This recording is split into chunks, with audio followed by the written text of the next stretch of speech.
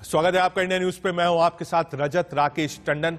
बात बंगाल की सियासत की। बंगाल की सियासत में फुरफुरा शरीफ के मौलाना अब्बास के बाद अब एक और मौलाना की एंट्री हो गई है। अब्बास मस्तान तो कांग्रेस लेफ्ट के साथ चले गए, लेकिन ममता ने पूर्व मिदनापुर के हुसैनी दरगाह शरीफ के मौलाना हुजूर पाक से हाथ मिलाया है। टीएमसी के नेता अशोक चक्रवर्ती ने बाकायदा दरगाह जाकर उनसे मुलाकात की। मौलाना हुजूर पाक का संबंध अजमेर शरीफ की दरगाह से है। उनका दावा है कि उनके मानने वाले सिर्फ मुस्लिम ही नहीं, हिंदू भी अनुयायी हैं, जिसका सीधा फायदा टीएमसी को मिलेगा।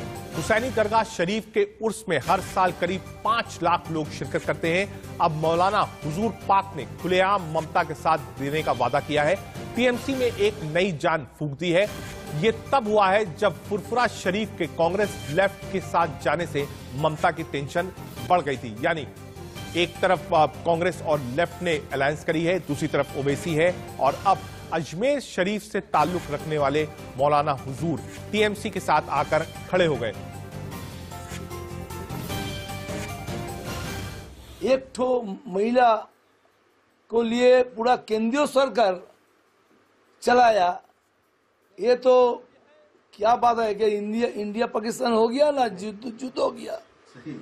मैंने चाइना का इंडिया में युद्ध हो गया, तो एक औरत को साथ तो पूरा कैबिनेट आ गया, पूरा ईडी बोलो सीबीआई बोलो, हर चीज में दीदी हैट्रिक करेगा।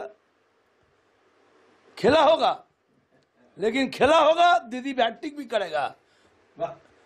टेस्ट प्लेयर भी है, दीदी टेस्ट प्लेयर की भी उधर है, और 50 ओवर भी खेलता है, अब T20 भी खेलता है।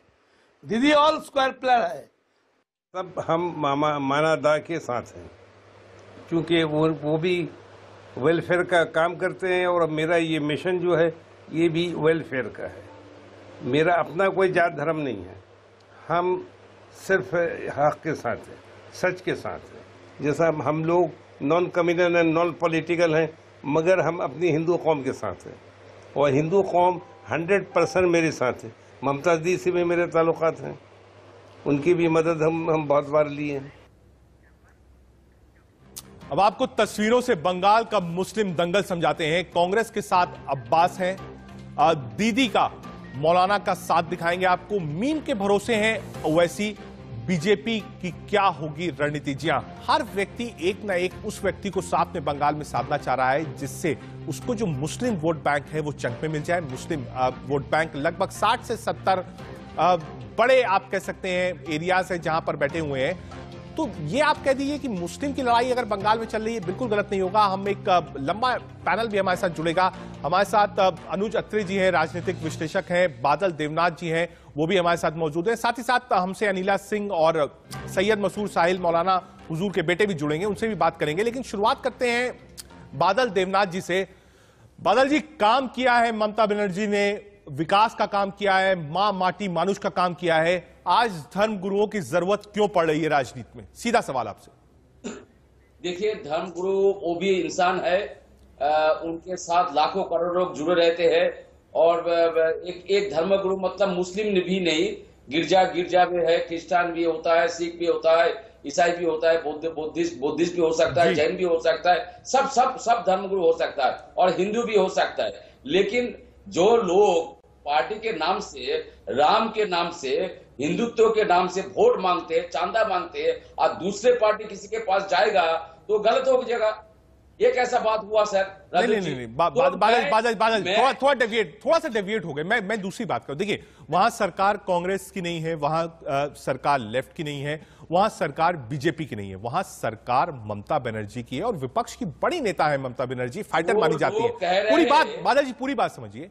आज ये मौका था कि ममता बनर्जी बताती कि हमने महिलाओं के लिए ये काम किया है, युवाओं के लिए ये काम किया है, वर्कर्स के लिए ये काम किया है। ये सब चीजें हमको दिखती हैं। हमको चुनाव में सिर्फ और सिर्फ धर्मगुरु दिख रहे हैं, पोलराइजेशन दिख रहा है, आपसी टिप्पणियां दिख रही हैं। ममता बनर्जी आगे आती कहती हैं कि ये जो मेरा शासन रहा है, जो मैंने सर्व किया है बंगाल को, हम उस पर चुनाव लड़ेंगे। बिल्कुल, आपने ठीक ही कहा। ममता बनर्जी और हम सब कहते हैं, जो पार्टी के स्पोक्स पर्सन है, सब कह रहे हैं विकास के ऊपर यहाँ पर इलेक्शन होगा, कोई राम के नाम पर यहाँ पर वोट नहीं होगा। और राम के नाम जब आएगा, राम का नाम जब लेके आएगा भाजपा ने, तो हम सीता के साथ हम बोलेंगे, चाहे सिया राम बोलेंगे। लेकिन जो बात आपने कहना चाहते हैं, आप कहना चाहते हैं, जी, जी। ये लोग तो इंसान है, ये लोग तो भी तो उनका तो वोटर कार्ड है, वो लोग उनके साथ जो लाखों करोड़ों लोग, वो लोग तो वोट देते हैं। 3 लोग ये लोग कहा जाएगा। तो एक अब्बास को लेके आप लोग डिबेट किया 3-4 दिन, आपने हर नेशनल चैनल ने किया। अब्बास तो हो गया कमरेड अब्बास, वो कमरेड। ठीक है बादल देवनाथ जी, मैं वापस आपके पास आऊंगा। अनुज अत्री जी भी हमारे पास है, आपके पास भी आऊंगा। अब बात कर लेते हैं कि बंगाल में भाईजान फैक्टर क्या है। जी हां, मौलाना अब्बास सिद्दीकी का आप देख रहे हैं, फुरफुरा शरीफ के मौलाना है अब्बास, ममता के करीबी रह चुके हैं मौलाना अब्बास। जी हां, ये 2 फोटोग्राफ्स हम आपको दिखा रहे हैं और बता रहे हैं कि अब ये लड़ाई कहां तक पहुंच गई। कांग्रेस लेफ्ट के साथ चुनाव में है, उतरी है ISF, Indian secular front. Furfura Sharif को मुस्लिम वोट बैंक का गेम चेंजर माना जाता है। जी हां, मौलाना हुजूर पाक को आप देख रहे हैं, पूर्व मिदनीपुर के हुसैनी दरगाह के सज्जादा नशीन है। अजमेर शरीफ से भी मौलाना का पुराना रिश्ता रहा है। उर्स में हर साल 5 लाख से ज्यादा लोग यहां आते हैं। मौलाना का दावा है हिंदू मुस्लिम दोनों उनके अनुयायी हैं, उनको मानते हैं और उसी का फायदा ममता बनर्जी उड़ाना चाहते हैं। बंगाल में मीम क्या है ये आपको समझाते हैं। मुर्शिदाबाद 66% है, मालदा 51%, दक्षिण दिनाजपुर 49%, कुछ बिहार 25%, नादिया 26%, बीरभूमि 37%, साउथ 24 परगना में और 35%, दक्षिण परगना में लगभग 25%, हावड़ा में 26%। ये हमने आपको मीम का पूरा आंकड़ा बताया है जिसकी लड़ाई है। जी हां, वापस अपने पैनल की तरफ चलते हैं। अनिला सिंह जी भी हमारे साथ हैं, प्रवक्ता बीजेपी। अनुज अत्री जी हैं, राजनीतिक विश्लेषक हैं। सैयद मंसूर साहिल साहब हैं जो कि मौलाना हुजूर के बेटे हैं। बादल देवनाथ है, प्रवक्ता टीएमसी हैं। जी हां, एक लंबा चौड़ा पैनल हमारे साथ मौजूद है, इनके पास हम लोग चलेंगे, इनसे बात करेंगे और समझने की कोशिश करेंगे कि आखिर ये भाईजान फैक्टर क्या है, लोग कैसे इसको देख रहे हैं। सब देवनाथ जी आपसे बात हो रही थी, अनुज अत्री जी भी हमसे जुड़े हुए हैं। अनुज जी, जो ये सेकुलर फ्रंट के साथ अलायंस कांग्रेस पार्टी का हुआ है, हमने देखा आनंद शर्मा ने भी इस बात को उठाया कि ये ठीक नहीं है, नेहरू गांधी विचारधारा के अलग है। तो क्या सिर्फ और सिर्फ वोट बैंक के लिए कॉम्प्रोमाइज किया है कांग्रेस और लेफ्ट में बंगाल में? देखिए, पहले तो सबसे बड़ा आप मैं स्पष्ट कर दूं, जो कांग्रेस और लेफ्ट का जो अलायंस हुआ है, ये सीधे तौर पे कांग्रेस पार्टी ने भी स्पष्ट किया है कि हमारा अलायंस लेफ्ट पार्टी से। लेफ्ट पार्टी आगे किसी एक और अपनी सीटों का जो वोट सीट शेयर किसी और दल को दे करके उनके साथ अलायंस करती है, तो उसमें कांग्रेस का कोई ज्यादा रोल है नहीं। हमारा जो विचारधारा मेल खा रही है वो लेफ्ट के साथ मेल खा रही है। हमने एक कॉमन मिनिमम एजेंडा के तहत हम लोग बंगाल में चुनाव लड़ने जा रहे हैं, लेकिन धर्म के आधार पर जो है कम्युनल राजनीति जो कोई कर रहा है तो वो भारतीय जनता पार्टी और टीएमसी कर रही है। बंगाल को आज एक जो हमारी एक सांस्कृतिक जो एक धरोहर वाला एक क्षेत्र प्रदेश कहा जाता है, आज हिंसक प्रदेश के रूप में उसको जो है पूरे देश में क्या पूरे विश्व में उसको आज जो है एक मशहूर कर दिया कि हिंसा का जो है प्रदेश। राजनीतिक हत्याएं वहां पर लगातार हो रही है और कम्युनल हत्याएं वहां पर हो रही है। ये इन सब चीजों के लिए जो बंगाल को डिस्टर्ब कर दिया, जो हमारा एक हिस्टोरिकल स्टेट हुआ। अनुज जी, बहुत शालीनता से समझना चाहता हूं आपसे, कुछ दिनों से और कुछ समय से मैं भी शायद राजनीति कवर कर रहा हूं। अनुज जी, समझना चाहता हूं, एक तरफ पश्चिम बंगाल में लेफ्ट से आपका अलायंस है, आपने कहा साहब लेफ्ट से हमारी बात हो गई थी, हमारा लेफ्ट से अलायंस है और लेफ्ट आगे किसको सीट देता है इससे हमारा कोई लेना देना नहीं है। या आप हाथ में गंगा जल पकड़ के भी अगर कहेंगे, देश का कोई व्यक्ति अनुज जी इसको नहीं मानेगा, पहली बात। दूसरी बात, उसी लेफ्ट के साथ जिसके साथ आपका अलायंस है, केरल में 1-on-1 आपकी उससे फाइट है, कैसे जस्टिफाई करेंगे दोनों चीजों को? निश्चित तौर पे देखिए, वहां अलग परिक्षेत्र में चुनाव हो रहे हैं, यहाँ के चुनाव अलग हैं। वहां हमारा आमने सामने बिल्कुल निश्चित तौर पे केरल में जो है मुद्दों के आधार पर चुनाव लड़ा जा रहा है। हम लोग कम्युनल के हिसाब से जो कोई धर्म के आधार पर राजनीति नहीं कर रहे। हमारे चुनाव जो लड़ा जा रहा है जनता के सामने मुद्दों के आधार पर, विकास के आधार पर लड़े जा रहे हैं। आज देखिए बंगाल में हो क्या रहा है, विकास की बात कौन सी जो सत्ताधारी जो दोनों दल है, भारतीय जनता पार्टी को ले लीजिए केंद्र में बैठी है, या तृणमूल कांग्रेस को ले लीजिए जो बंगाल की सरकार में बैठे हुए, कौन विकास की बात कर रहा है, कौन बंगाल मॉडल की बात कर रहा है, कौन गुजरात मॉडल की बात कर रहा है, कुछ हो ही नहीं रही है। केवल और केवल हिंसा की बातें हो रही है, कम्युनलिज्म की बातें चल रही है। लेकिन कांग्रेस, ठीक है अनुज साहब, एक सवाल अनुज जी, एक सवाल सैयद मंसूर साहिल जी ले लें जो कि मौलाना हुजूर के बेटे भी हैं। सैयद मंसूर साहिब, क्या जरूरत हो गई कि जितने धर्म गुरु हैं वो पॉलिटिकल पार्टीज के साथ खड़े हो रहे हैं, पॉलिटिकल पार्टीज को सपोर्ट कर रहे हैं, पॉलिटिक्स अलग है, धर्म गुरु अलग है, क्या जरूरत पड़ गई कि धर्मगुरु पॉलिटिकल पार्टीज के साथ आएंगे, उनके लिए वोट मांगेंगे, उनके जितने अनुयायी हैं वो साथ में आएंगे? क्या आपको लगता है मुस्लिम वोट बैंक को लेकर इस समय पश्चिम बंगाल में होड़ मच गई है? बिल्कुल देखिए, पश्चिम बंगाल एक पॉलिटिकल हब है। मेरा मानना है कि Paschim Bangal, what Bengal thinks today the world thinks tomorrow. ठीक है, तो सबसे इंपॉर्टेंट चीज ये है कि हम लोगों को ये समझने होगा कि जब हम लोग बंगाल पे पॉलिटिक्स कर रहे हैं जी, तो बंगाल में दूसरे स्टेट से minority levels are too high. अब माइनॉरिटी लेवल्स को जब हम लोग यहां पर देखते हैं कि minority levels are around 21 to 26%। ठीक है, अब ये माइनॉरिटी वोट्स को लेके सभी कोई को फिक्र रहती है कि माइनॉरिटी को फायदा मिले, माइनॉरिटी का वोट्स मिले, माइनॉरिटी के बल पर हम लोग एक यहाँ पर सरकार बनाए। मगर ये हम हर धर्म गुरु से कहना चाहते हैं, सही बात है कि धर्म धर्म की जगह में है और पॉलिटिक्स पॉलिटिक्स की जगह में है। मेरे जद्द आजम इमाम हुसैन अलैहिस्सलाम के 33rd डिसेंडेंट है और उनकी रिश्तेदारी 1400 साल से हिंदुस्तान के साथ है। कैसे है?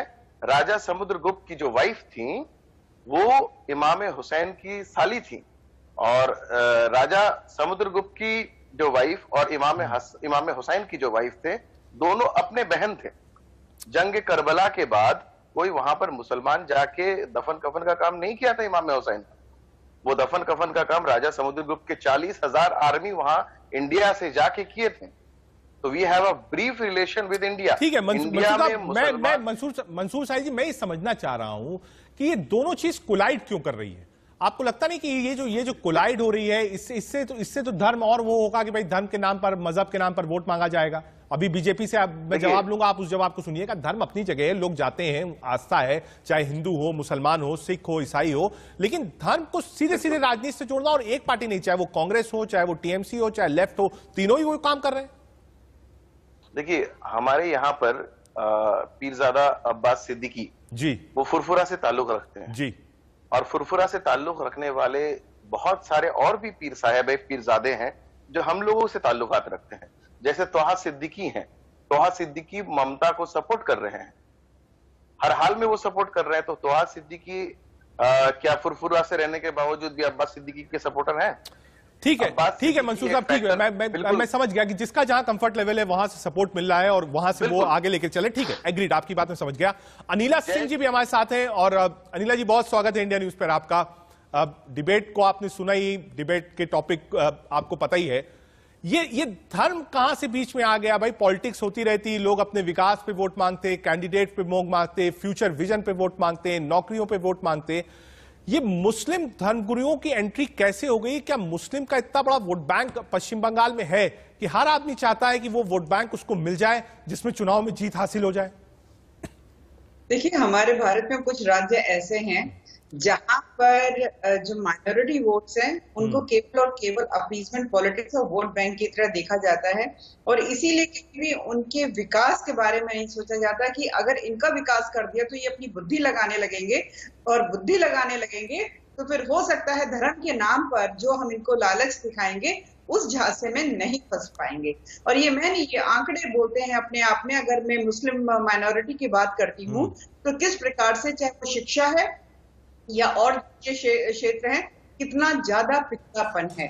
तो ऐसे राजनीतिक दल तो आगे बढ़ बढ़कर झंडा उठाकर कहते हैं कि मुसलमानों का पहला अधिकार होना चाहिए हर चीज पर। मैं उनसे पूछती हूँ, जो मुस्लिम बहनें जो है सालों साल, सैकड़ों साल जो है परेशान होती रही ट्रिपल तलाक से। अनिला जी, ये एक राजनीतिक सवाल भी है। शिक्षा का क्षेत्र, अनिला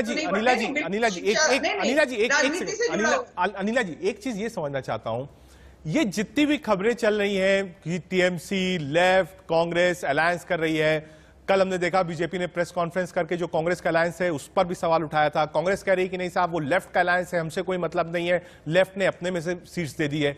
इसका सीधा फायदा क्या बीजेपी को? जी जी, मैं आ रही हूँ। देखिए, इन लोगों का ना सच्चाई दिखानी बहुत जरूरी है, इनके चेहरे पे से नकाब उठाना बहुत जरूरी है। और चक्कर क्या होता है, अब जैसे चाहे वो पीरजादा साहब हो और अभी जो टीएमसी के साथ जिन्होंने हाथ मिलाया है, जी हाँ, हुजूर पाक साहब, जी हुजूर पाक साहब से हाथ मिलाया है। पाक साहब जी बिल्कुल उन्होंने हाथ मिलाया है। अब क्या है कि ये नुमाइंदगी कर रहे हैं एक बड़े फॉलोअर्स। अब जरूरी नहीं है कि इनके फॉलोअर्स को बेचारों को उतनी समझ हो कि भाई अगर आप टीएमसी का साथ दे रहे हैं या कांग्रेस कम्युनिस्टों का साथ दे रहे हैं, इसमें आपका फायदा है कि नहीं। देखिए रजत जी, मैं आपको एक चीज बताऊं, कोई भी आम इंसान चाहे वो किसी भी धर्म से आता हो, उसकी बड़ी बेसिक सी नेसेसिटीज होती है। हाँ, उसको बच्चे को नौकरी मिल जाए, उसको ठीक ठाक हेल्थ की फैसिलिटीज मिल जाए, उसे घर मिल जाए, टॉयलेट मिल जाए, हाँ गैस सिलेंडर मिल जाए, बेसिक ठीक है। जो ऊंचाई पे पहुंच जाते हैं उनकी जो इच्छाएं बढ़ जाती हैं, और वहां रोल आता है टीएमसी और कांग्रेस और कम्युनिस्टों का कि भैया ठीक है, हम आपको बड़ी बड़ी अपेक्षाओं को पूरा करेंगे, और अपने फॉलोवर्स को कहो कि टीएमसी, कम्युनिस्ट और कांग्रेसियों को वोट दें। भारतीय जनता पार्टी तो ये नहीं कह रही। भारतीय जनता पार्टी कहती है सबका साथ सबका विकास, सबका साथ सबका विकास। एक बार अनिला जी एक बार बादल देवनाथ जी प्रवक्ता टीएमसी भी हमारे साथ हैं। बादल जी, बीजेपी को सुना आपने, साफ कह रही हैं अनिला जी कि सबका साथ सबका विकास का नारा है। ये छोटे छोटे और धर्म के चक्कर में कहां टीएमसी फंस रही है?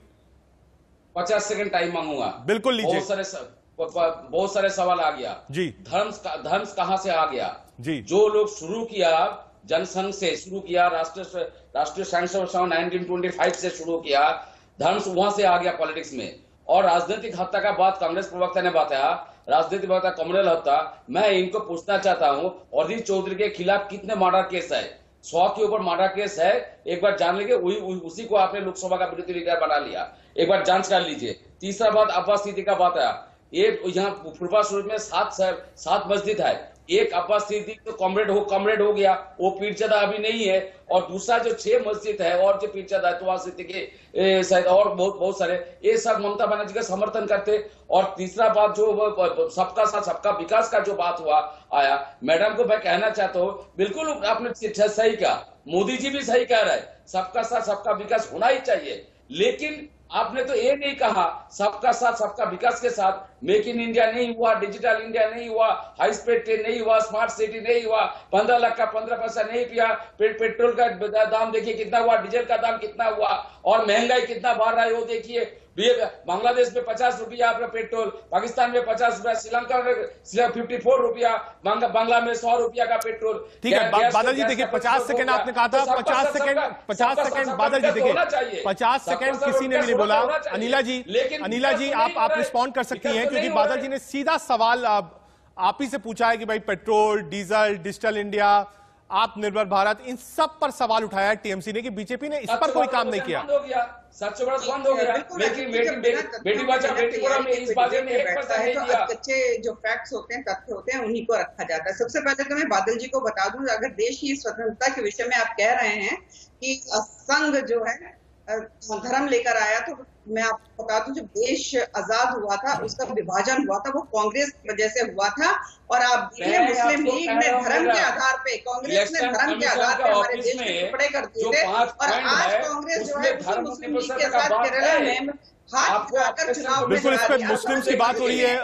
अनिला जी देखिए, मुस्लिम राजनीति की क्योंकि बात हो रही है, देवनाथ जी एक मिनट, मुस्लिम राजनीति पर बात हो रही है, तो बंगाल में मुस्लिम राजनीति का आंकड़ा क्या है, क्या कुछ है, वो भी आपको बता देते हैं। बंगाल में मुस्लिम राजनीति का पूरा आंकड़ा आपको समझाते हैं। 110 सीटों पर 31% मुस्लिम वोट निर्णायक है।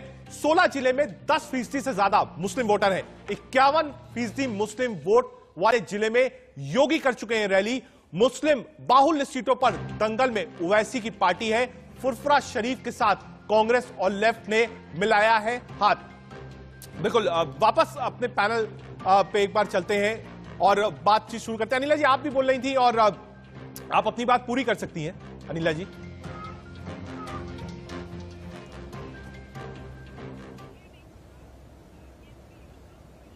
इनका आवाज नहीं जा रहा है, क्योंकि ममता दीदी वहाँ की योजनाओं को पश्चिमी उदाहरण देती हैं। Stand up India, startup India, make in India, digital India, सारा सब कुछ बहुत अच्छे से चल रहा है।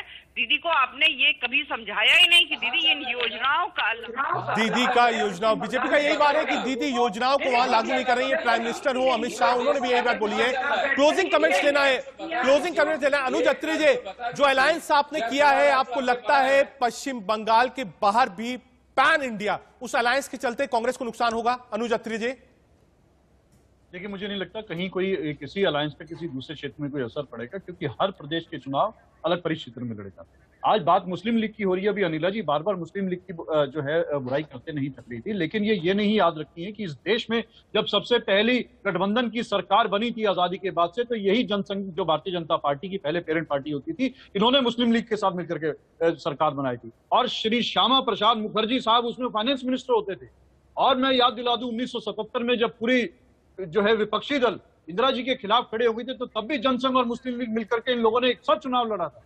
तो जब ये ठीक है, आप सबने अपनी बात रखी, अनिला सिंह जी, अनुज अत्री जी, सैयद मंसूर साहिल साहब, बादल देवनाथ जी, एक लंबी चर्चा हमने करी कि आखिर मुस्लिम वोट बैंक के पीछे कैसे पॉलिटिकल पार्टीज दौड़ रही हैं, कैसे धर्मगुरुओं के पास जा रही हैं, कैसे मुस्लिम वोटर्स के ऊपर कांग्रेस टीएमसी लेफ्ट की नजर है। ओवैसी की एंट्री भी हो गई है, हुजूर पाक साहब से टीएमसी मिली है, उधर फुरफुरे शरीफ से लेफ्ट और कांग्रेस का अलायंस हुआ है, साथ ही साथ ओवैसी की एंट्री है। बंगाल दिलचस्प है, देखते जाइए क्या क्या होता है। आप हमसे सुने, बहुत बहुत शुक्रिया। फिलहाल एक छोटा सा ब्रेक, आप देखते रहिए इंडिया न्यूज।